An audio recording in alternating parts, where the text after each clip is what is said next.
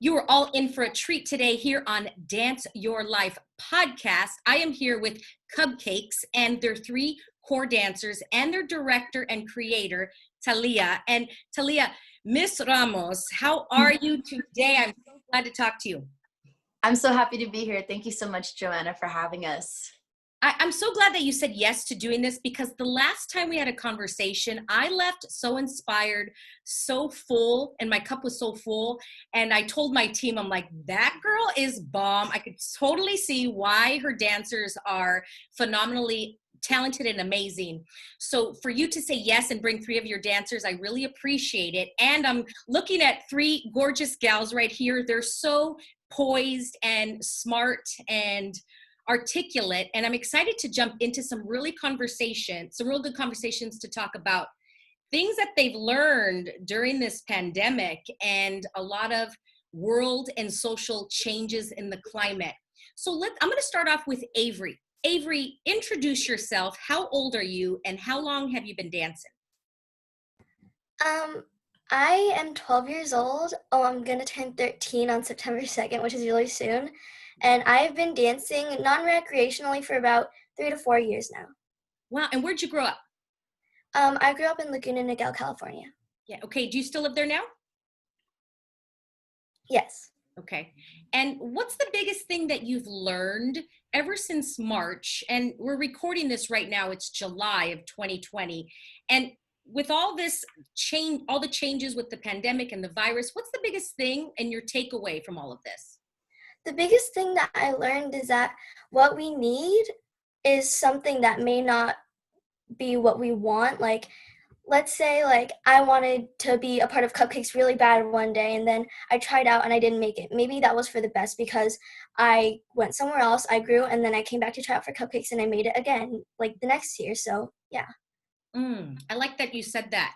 And with this time of not being able to rehearse in person, how is your team coming together? Our team mainly came together through Zoom. We do lots of Zoom meetings, but we also connect through Instagram, and we have a group chat where we set the meetings and the times, and we also like send like freestyle videos, and we just hype each other up. I like that. Okay, Avery, what's the biggest thing that you've learned from being on Cupcakes? The biggest thing that I've learned from being on Cupcakes is that no matter what, you always have to try your best, even if you're in the back, even if you're on the side where nobody can see you, you always have to be full out, because no matter what, you are dancing, and it's just like you should be so blessed to be able to have the ability to dance with like amazing people, and I just think that I've learned so much from Cupcakes. Yeah, you never know who's watching, right? I had that experience. I think I was 17 or 18, and I didn't make it into the team or whatever it was. I was doing this performance at the Rose Bowl. So I was on the side marking it. And I regret that, because they were still watching me and they kept moving dancers in forward, more forward, more forward. I'm like, I was not ready yet at 17. So I love that you said that. That's great. I'm going to move on to Jara. Jara, introduce yourself. How old are you? Where'd you grow up? Hi, I'm Jara, and I am 12 years old, turning 13 September 15th, and I grew up in Menifee, California, and I still live there today. And that's Southern California? Yes. Okay. And how long have you been dancing? I've been dancing since I was 2, and I've been competitively dancing since I was 4. Wow. Wow, since 4. So you did a solo at 4? Or were you in a group? Yes. Oh! I think my first solo was when I was 5, and then the first year I did 2 teams, and then I went on to do a solo and a few teams. So, Jara, I'm curious. When did you know that you were really good at dance, or that you just could pick it up? I mean, were you really, really young? Were you like 2 and you just knew? I think when I can remember, just kind of learning to pick up the choreography quickly, learning the spacing that's required, learning all the mathematics and the physics behind dance itself. I think I was about 6 when I really realized, this is much more intricate than I thought it was when I was younger. So I think I was about 6 when I really started to understand what it was all about.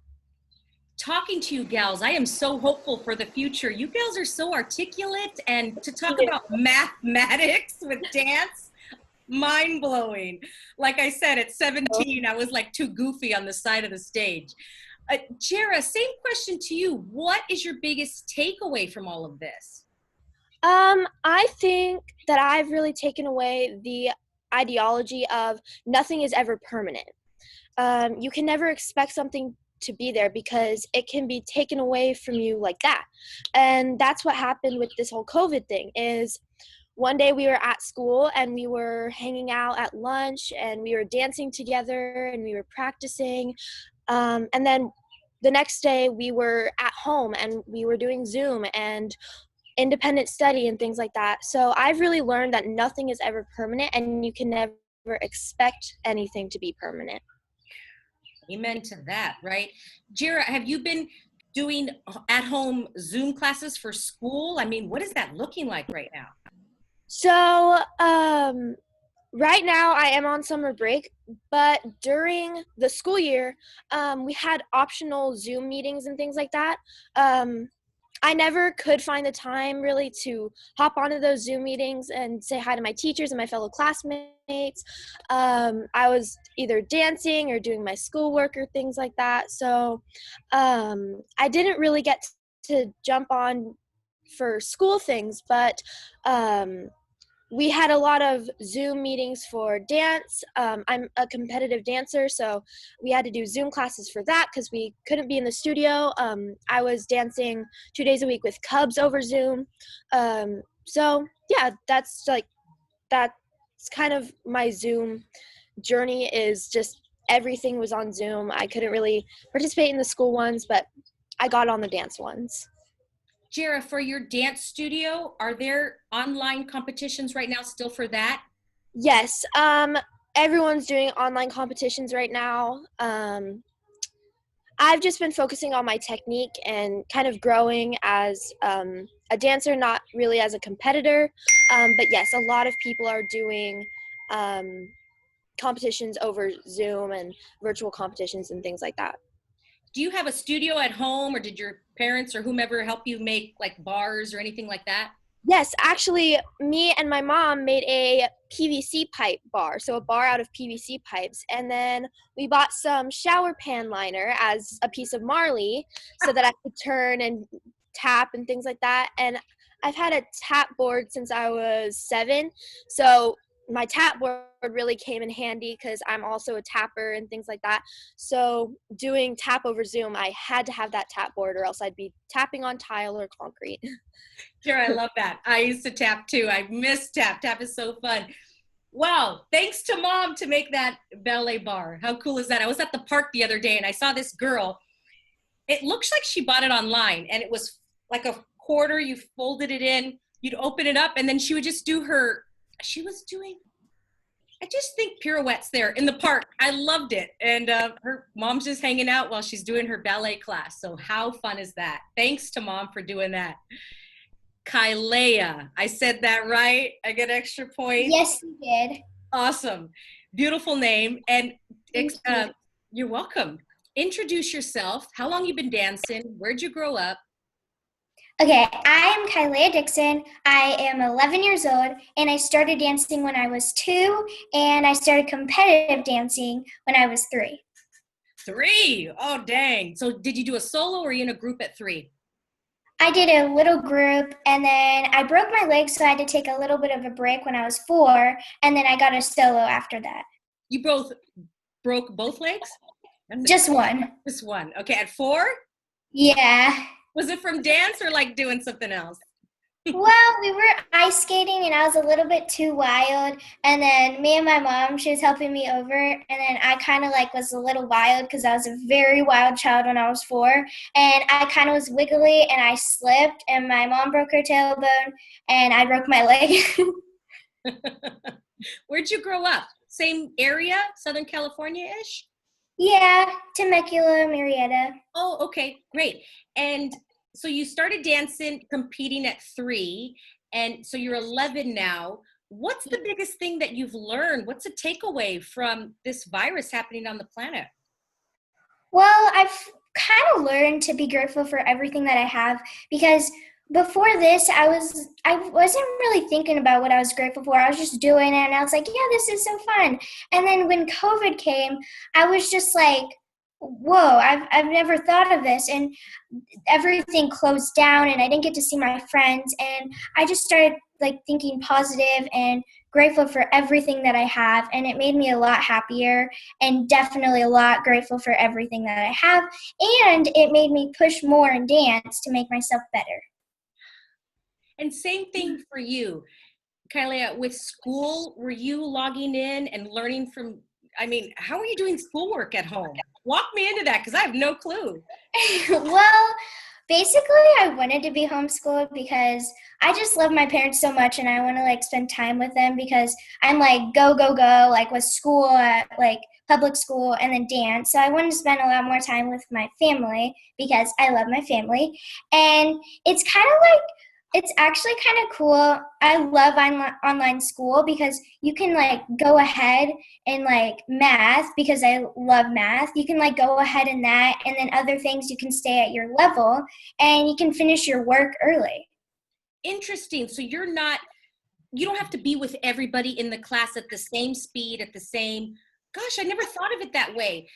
Because I was always a little bit different as a dancer, like the way I thought, right? And I think I would have enjoyed that at your age, because I always felt like I had to be at the same speed with everybody else. And if I can learn at my own tempo, that's kind of cool. Yeah. Yeah. Kylia, do you do anything else besides dance? Any extracurricular activities, or is it mostly dance? Most of my life is like just like dance, and I do like a little bit of other things. Like my dad, I don't know where he got it from, but my dad is literally, if he tries something, he nails it. I'm like, how do you do it? So sometimes my dad teaches me how to like skateboard, do volleyball, and my mom and dad met each other like doing volleyball, so they taught me how to do volleyball, and I just cannot. It's just so confusing. Beach volleyball or just regular gym volleyball? Beach and regular. Yeah, beach is fun. Yeah. You gals are so inspiring. I want to go into your director now, and Miss Talia. And like I say, Talia. Avery, what's your favorite thing about your director? My favorite thing about Miss Talia is that she sees the potential in everybody that she meets. Like when she first met me, I didn't know how to pick up choreo, I didn't know how to perform, I didn't know how to do any of that. But like Miss Talia helped me through all of it, and it just like, it makes me like, Miss Talia feels like my second mom now, because like I just feel like she took me in and she helped me so much. And sorry, I'm like, it makes me kind of emotional, but like I love Miss Talia so much, and she supports us in everything. That's great to have somebody that believes in you, right? That they can see something that sometimes we can't see. How cool is that? And what do you think, Avery, makes a really great dance choreographer? I think something that makes a really great dance choreographer is somebody that is like creative, that can just listen to music and just like see it, like instead of just hearing it with their ears, they can just like, they can imagine it, they can picture it. And like definitely Miss Ty is an amazing choreographer. She's so creative, and she's awesome at like making choreo on the spot. Like she does workshops with us all the time, and it's just so amazing because it's so cool to like see the process of how she's like, oh, like that move, and then she's like, oh no, that doesn't look good with that, so maybe I'll change it to something else. And I love it. You witness her change it on the fly because she's not feeling it. Is that what you're saying? It's almost like a painter. When a painter can see the picture on the canvas before it happens. Yeah. So you're saying that with a choreographer, where they can kind of see it and feel it with the music before it actually happens. Yeah. Miss Talia. Oh my gosh. Give us a quick background for anybody that's listening that's not familiar with Cubcakes. And when did they start? How did you start? Like, what was the vision for this when this was born into your brain? Sure. Well, I've always been drawn to kids. I shared with you last time that there's just a very specific energy that I love being around, and that's, the childlike spirit of just living, and they bring out the kid in me always. So being around that, and just pure love for dance. I always want to be around, especially as we mature, we kind of like put pressure on ourselves and judge ourselves for the way we dance. And they're just like, I just want to move like this. And, they want to be goofy sometimes. They always, they don't take themselves too seriously. And that's something that I adopt for myself quite constantly. How we started, I started with a group of kids that it's funny because the journey of Cupcakes and my journey of teaching is exactly parallel. I started teaching the same time that I kind of started with these kids, especially my sister, who's like, maybe the first member of Cupcakes. And I started teaching those kids, not officially as Cupcakes, but just as, my students. And then we eventually got to a point where I wanted to make it official. I wanted to, my premise of like making Cupcakes is so that I can do all of the dance things I wanted to. I didn't want to only do competition or only stay in a certain circuit. I kind of wanted to do it all, because that's like my gimmick, is that I love doing, conventions. I love doing live performances. I love to do conventions. I love to do kind of it all. So Cupcakes allowed me that freedom. And that's where we're at today. How many dancers are in Cupcakes? Right now there's about 15 to 20. With my shortcakes, there's a few of them. And then with Cupcakes is my larger group. Yeah. How often do you have auditions for that? And what are you looking for in your dancers?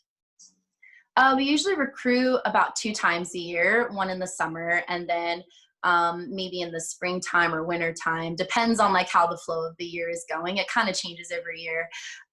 This year, I'm only obviously doing a recruitment only once this year, because things are just so, unpredictable. So actually coming up soon in the next week, I'm going to be asking for submissions and things like that. So that'll be our new process of getting kids. Tell us about that. Your submissions are going to be video, and that's how they're going to audition?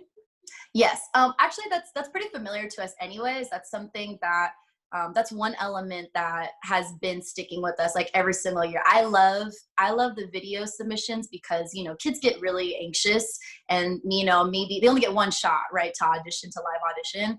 And if they can show me like the receipts of like how confident they are with their dance, and, show me like all of their strengths, it puts forward, like, it's kind of like when you apply for a job, right? You want to show them like your resume and things like that. So having a submission element kind of allows them the best opportunity they can to get on the Cupcakes. I really like that. What are you looking for when you watch that video?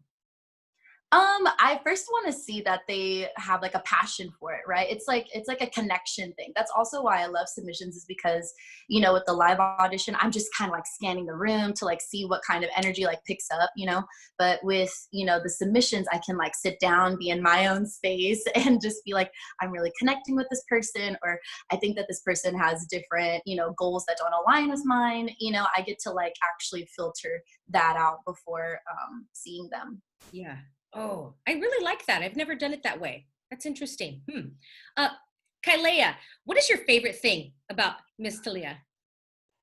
I think my favorite thing about Miss Talia is that she is like so creative. She's not like this normal hip hop teacher that just does hip hop.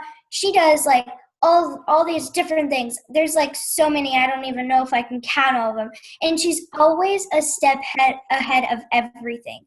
Like, she always has us in class, and she has us do these like cool things. Like, we do this like lines where we go in lines, and she has us do freestyle, and everyone has to copy us. Like, she does these cool things. She has choreographers come in, and we learn all these unique styles. And I just love that she always wants the best for us.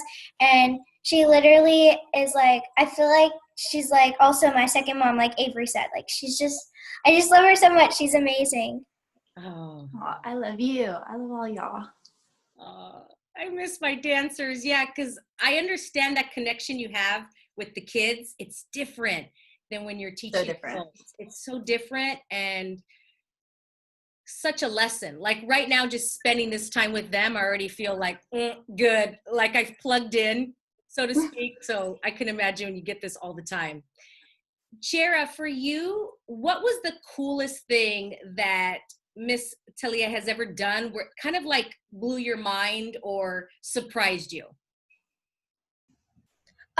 For me, I feel like when Cubs was on World of Dance, that was so inspiring for me. Sadly, I was not a part of Cubs during the World of Dance time, but it was still so inspiring to me seeing these kids my age on this show where I've only seen adults and teenagers. So seeing these kids my age was really inspiring for me, and I really appreciate Miss Talia giving us that opportunity to see these kids that are our age, that are from all different types of backgrounds, come together and put out this amazing piece on stage.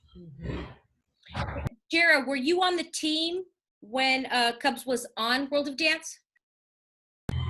Sadly, I was not. You weren't on it yet. You auditioned later. Is that what it was? Oh, okay, cool. And Avery, were you on the team? Did any of you gals, Kalia, were you on World of Dance yet? So was that an older team, Talia, that was on that? Yes. Got Yes. So we still have some of the existing members on there today, but the other ones that aren't a part of Cupcakes, we still have close relationships with. Do a lot of them go on to high school teams and do different things once they like turn 14, 13? You know, that's something that has, been coming up every single year. It's like, what's need to going do to a new team. happen when they're older, and I think that that's just kind of like an open opportunity for them. That's something that like I've always thought is that, once they get to a point where they want to choreograph and be more involved in the creative process, they can take that over and have like their own adult team because, I prep them for that. I groom them for that, for leadership. So it only is natural that when they come of age that they can kind of create their own sort of group. Mm-hmm. Yeah. Kailea, moving forward from what you've learned from the past almost 5 months, is there anything you want to add to your life that you've discovered? I really like this. I didn't know, and I want to add more of this. So, my cousin and my grandma just came over, and they kind of live a little bit far away. And when they came over, I wasn't expecting it to be like that fun.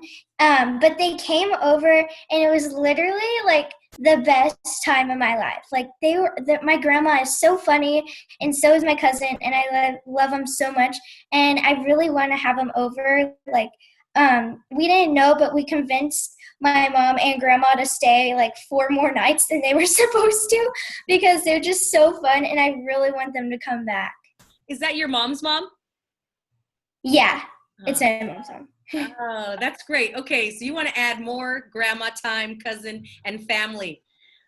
Interesting, because maybe you might have been too busy for them to come over and spend 4 nights. Yeah. Maybe you're past dancing all the time. Okay. Yeah, I remember always like, had to be here, had to be there, go here, go there. And I've discovered I actually like slowing down. This is kind of cool, right? Yeah. Avery, same question for you. Moving forward, is there anything that you want to add to your life? There's so many things I want to add because like when I saw that I had all this time, I'm like, oh shoot, what am I going to do now? So I'm like, I started filling up my time with like more dance classes. I actually I have a culinary class in school. So like I had to start like cooking more, and it was so fun. And my mom couldn't get mad at me for making a mess in the kitchen. All right. So we're going to go to your house because you're going to be cooking more often. Jera, for you, same question. Is there anything that you want to add? I want to add more time surprisingly away from dance. I want to spend more time with my Cupcakes dance crew, regular activities such as go to museums, Disneyland, things like that. And I want to spend more time with them as people, not only as dancers. So I want to get to know them better as people and kind of see what their personality is like, things like that. I completely get what you're saying. Like for me, with my girlfriends, we used to spend a lot of time together, but just doing like girlfriend stuff, but not really getting to know each other. And so we've discovered that throughout this time, like to really know who my friend is. And receive all of her rather than before it was just like on the surface and we would go somewhere. I like how you said that. Miss Talia, anything for you that you want to add, maybe for Cubs or for your personal life that you're like, wow, I didn't know I really like this. Of course, maybe for me creatively, it's spending more time with my art that expresses like me personally. Because I think, you know, with me spending so much time with Cubs, and I'll get into like what I want to add with them, but it's a lot of like what I can do for them and you know, pouring and stuff. And what I want to add more is having more quality time with myself and creating art that's personally expressing myself.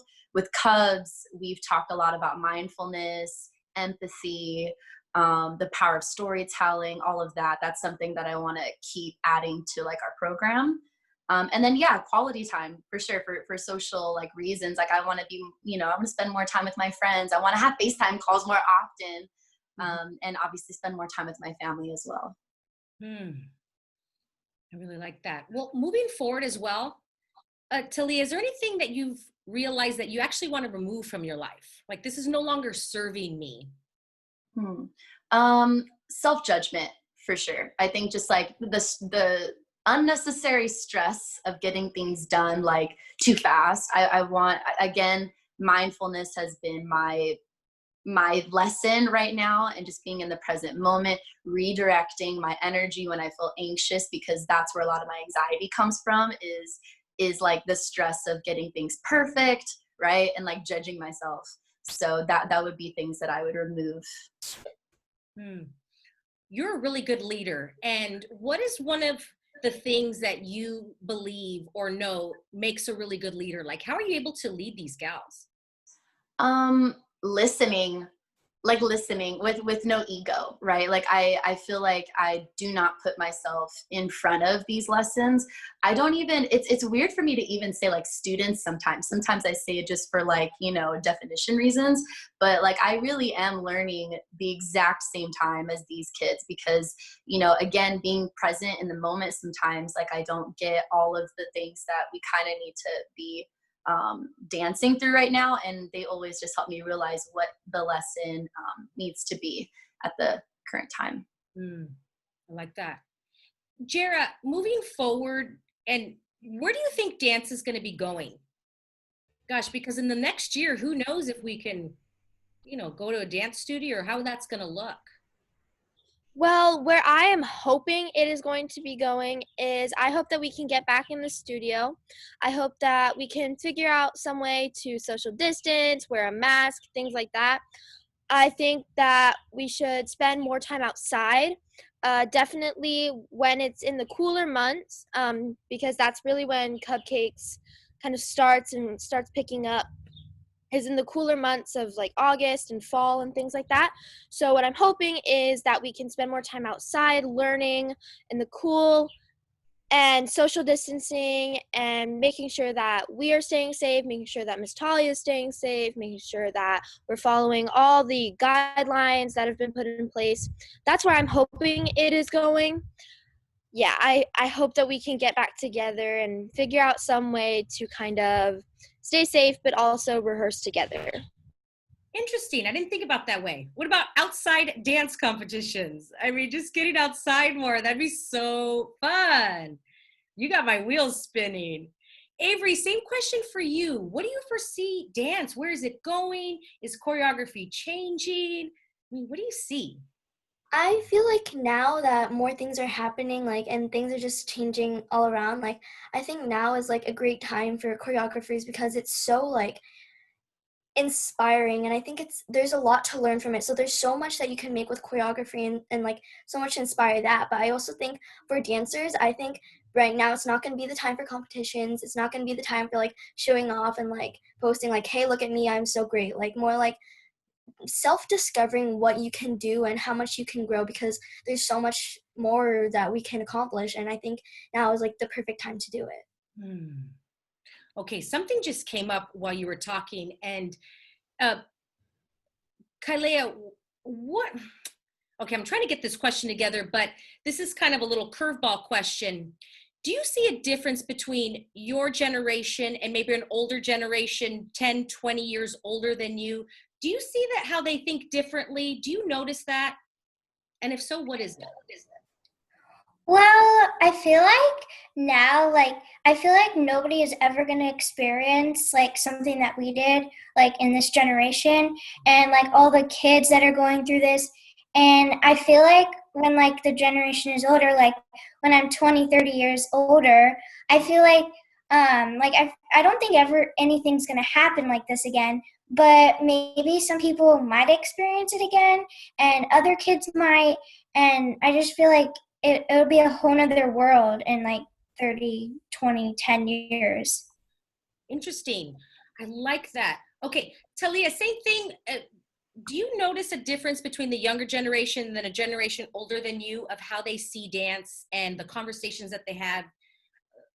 Absolutely. Oh, totally. I think that's why, again, that's why I love being around them, is because they have such insight of like what's going on right now, rather than, you know, this ego attached to dance. I think that they see enough of that already. I mean, it's everywhere, right? TikTok, you know, the same kind of dancing, you know. So I think that their individualism, like the uniqueness that they bring to their own dance, is starting to, like, you know, really start to spread.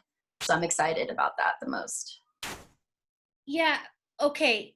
This is what I've noticed, because when I was teaching dance, you know, I was in my 20s. So the kids then are probably now, they're in their 20s.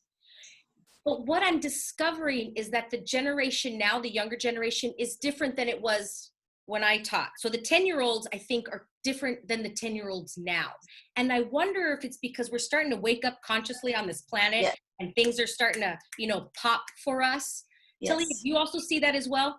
Yes. Yeah. These kids are more awake than I was at their age. You know, Right. I'm only like, I don't know, 3-4 years into just being like, ooh, all the love, all the nature, all the And they're like, we've magic. had this forever. Wow. Teach us. Yeah, they know like the back of their hand. So we're learning. I'm excited. Very Wow. hopeful. Girls, you girls are so far ahead. I mean, I had to do 20 years of self-development and Tony Robbins to discover what you already know. Right. I love that. Okay, I want to tie this all together, and okay. With the social shifts going on right now, and with the pandemic, what is, Avery, is there anything that you think that we can do as dancers and as a community to help, to assist, to move this forward? I think that the dance community already has been like so adaptive to this new situation, because like straight after like 1 week we were straight into like Zoom classes and we already got into it. And I think it's just so amazing that like insanely good dancers are like giving free online classes. And I think just the dance community is so supportive and like so amazing. And I think we're so lucky to like have the just this like community to like fall back on. Like we have this resource to help us through this time and to help us express ourselves when words can't really explain it for us. Mm-hmm. I noticed that as creatives, as dancers, I feel like we were able to shift quicker than like the logical side of the world that was like, oh my gosh, I'm not used to change. Whereas us visionaries and creatives were like, oh, we're used to it. Here we go, part B, we're on it. And I really noticed that, where my logical friends were freaking out and they didn't know how to adapt or be flexible. Gals, I want to wrap this up and, you know, put a big bow on it. Jara, what do you think makes a really great dancer? Well, for me, I think that a dancer has to be creative. I think that dancers need to be smart, but also be able to let that go and just dance and just let themselves be with their movement.